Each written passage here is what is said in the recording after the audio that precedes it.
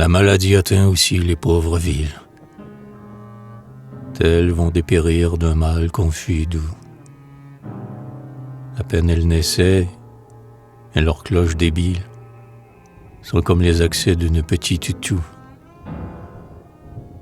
D'autres souffrent, sans se plaindre, d'avoir sans trêve l'ombre d'un vieux bœuf froid sur elles, qui les grève.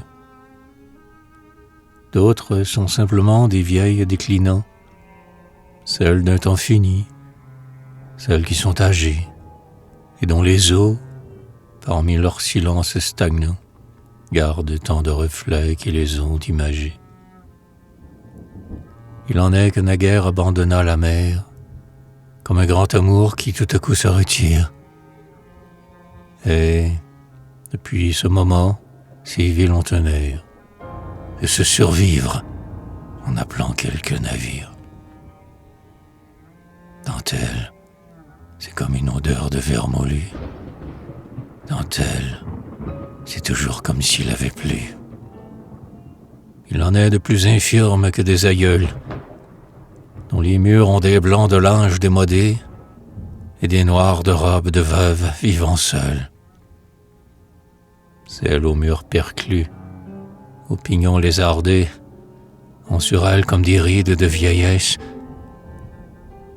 Celles, jeunes encore, dont la croissance cesse, celles au terrain nu où l'on ne bâtit pas, souffrent du mal secret de devenir pubères.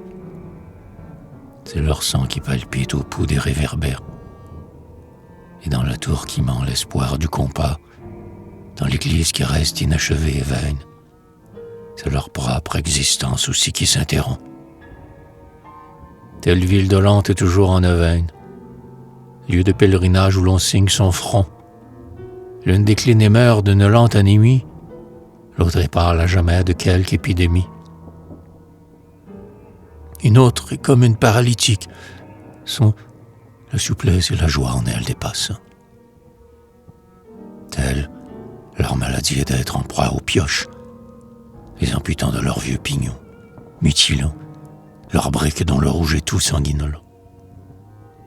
Telle, leur maladie est d'être en proie aux cloches, et dans leur calme et leur silence monacal, le cadran du clocher a l'air d'une tonsure.